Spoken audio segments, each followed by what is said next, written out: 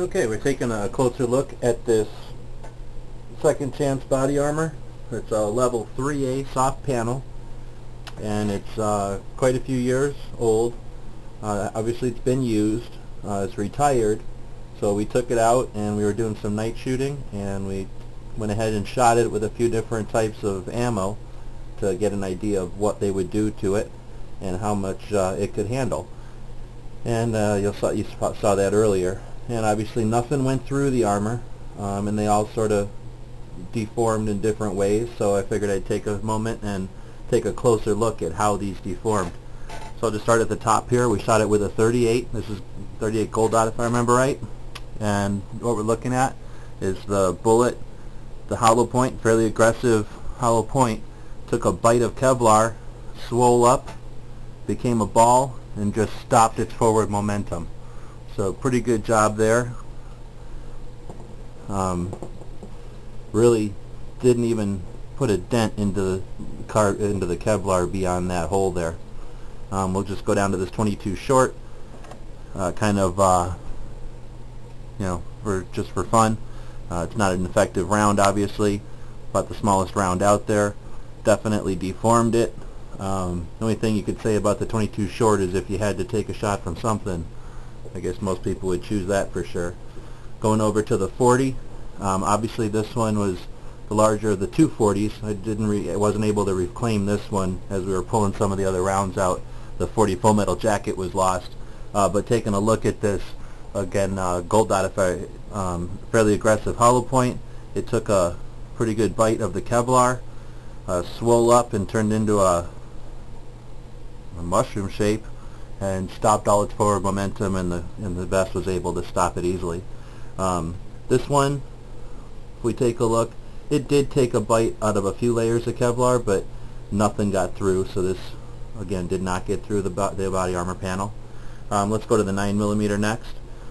Again, fairly aggressive hollow point there, and it did take a pretty good bite of the Kevlar material.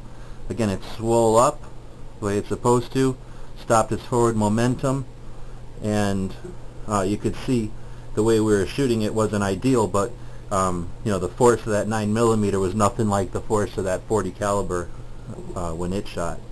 And then last we'll look at that 44. Again, delivered a lot of energy here. If we take a look, it did not even get through that first layer of Kevlar. This was a hollow point. It's some hunting ammo that I've reloaded. So it's a hollow point. It's a lead hollow point, and it didn't really take a bite out of the Kevlar material. It definitely mushroomed up. You can see, I don't know in the video if there's enough clarity, but you can see the pattern of the Kevlar. I mean, you could probably, if you were a forensic scientist or something, actually match up where on the Kevlar that hit. Pretty impressive. Again, same shape, stopped all its forward momentum, really did its job. Now you definitely wouldn't want to be behind this armor when it hit, as was demonstrated as it pushed it through our paper target there, but I guess getting hit with that kind of force is still preferable to getting perforated with a bullet. So again, just to give you an idea of the types of pistols we were using, all of these were stopped by this level 3A second chance body armor. Quite a few years expired. Okay, I thought I would just turn the camera on again and show you a little closer up how some of these holes came through. So first off, I'm just going to start here because it's easiest. Here's that 9mm round. Again, this was a 9mm aggressive hollow point. I believe it was a Gold Dot. That was this one. And it definitely came in and took a bite out of, I would say, about half of this vest. Now this vest is not very thick. I could get in here and count the layers, but it definitely came in, and that basically sharp hollow point there, you can kind of almost feel how it fits in here. It took a pretty good bite. It tried to get through, but really this did its job. Now these, I'm not going to bother ripping them apart because the 22s obviously just hit it. There's probably no chance they went through anything.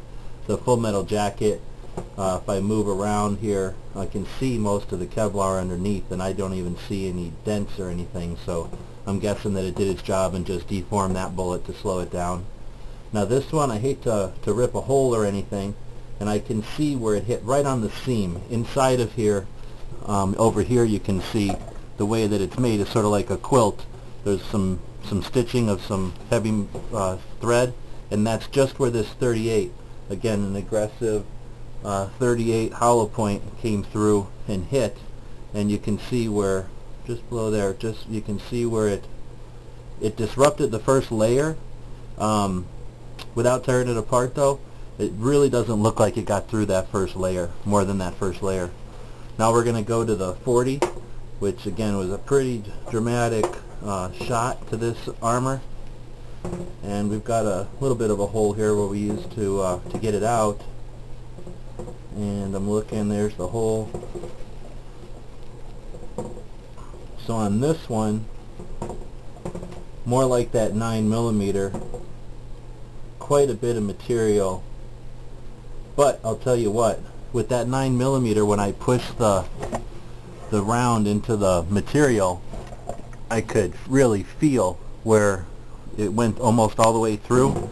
With this 40, I can still find the spot, and I can put the round right there, and I can, it fits right there, but it only went about halfway, not even halfway. It probably went through about 3 or 4 layers of material.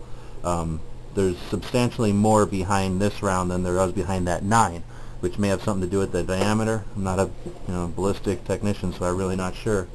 And then last, this 44, and we can see, because there's quite a big hole here, that it did, and I guess the force of it, more than the shape, it did really disrupt quite a bit of this armor. And while it didn't penetrate all the way through, nothing penetrated all the way through. It definitely did a number to the first few layers of this Kevlar. So you definitely wouldn't want to use a vest again after it's been hit with a 44. Even this one, which we saw didn't do much as far as removing material from the Kevlar, it certainly did damage that Kevlar pretty good. I mean, it really messed up the weave, and I can't even feel where this round, well, I guess I can kind of feel where that round must have hit. And, well, it feels about where that 9 went. It feels like I've maybe got 2 or 3 layers of Kevlar behind this yet. So obviously a direct hit to this 9 or to this 44, probably even the 40 here, would let a round go right through.